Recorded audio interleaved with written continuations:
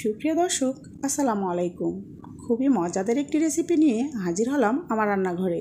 আমার আজকের রেসিপি গরুর মাংসের ভর্তা। রেসিপিটি দেখে নেওয়া যাক। সেই জন্য আমার লাগছে গরুর মাংস ছোটো পিস করে কেটে তারপর আমি আদা এবং রসুন দিয়ে আরেকটু লবণ দিয়ে জাল করিয়ে তারপর ব্লেন্ড করে নিয়েছি।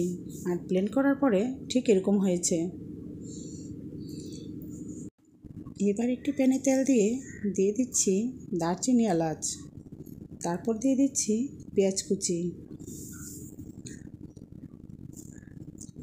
পেঁয়াজ এখানে আমি প্রায় বড় আকারের পেঁয়াজ 4টা নিয়েছি।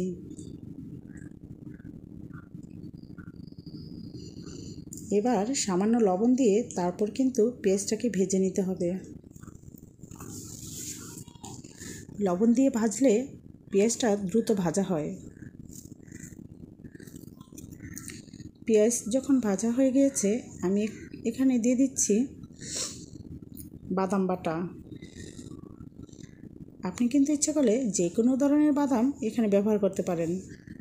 দিয়ে দিচ্ছি আদা রসুন বাটা 1 চামচ।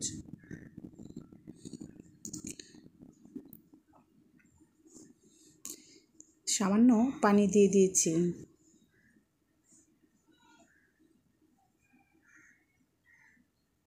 এবার 4-5টা কাঁচামরিচ কুচি করে দিয়ে দিয়েছি।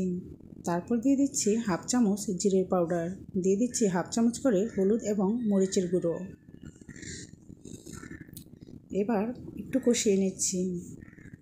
দিয়ে দিচ্ছি আরেকটু পানি।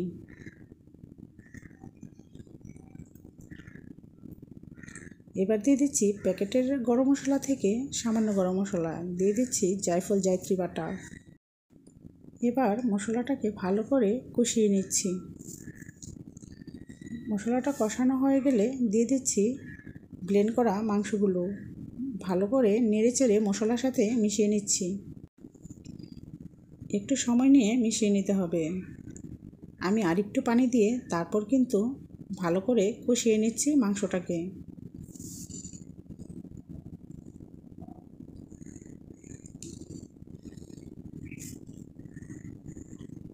এবার ঢেকে দিচ্ছি। একটু পর পর নেড়েচেড়ে দিতে হবে। আর যেহেতু ভর্তা তাই শুকিয়ে ফেলতে হবে।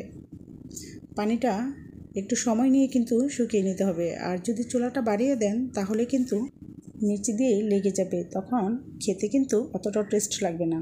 সো খুব হুঁশিয়ারে তারপরে কিন্তু ভর্তাটা বানাতে হবে। সো ভিউয়ার্স, যদি ভিডিওটি ভালো লাগে তাহলে অবশ্যই লাইক, কমেন্ট, শেয়ার করবেন। সাবস্ক্রাইব করে পাশে থাকা বেল আইকনটি ক্লিক করে দিবেন, তাহলে আমার ভিডিওর সকল নোটিফিকেশন আপনার কাছে পৌঁছে যাবে। সো ভিউয়ার্স, আমার রান্না কমপ্লিট হয়ে গিয়েছে। রান্নাটা যে কমপ্লিট হয়েছে তা বোঝার একমাত্র উপায় হলো তেলটা উপরে চলে আসবে। আর যখন তেলটা উপরে চলে আসবে বুঝবেন যে রান্নাটা হয়ে গিয়েছে। সো ভিউয়ার্স, ভালো থাকবেন। আল্লাহ হাফেজ।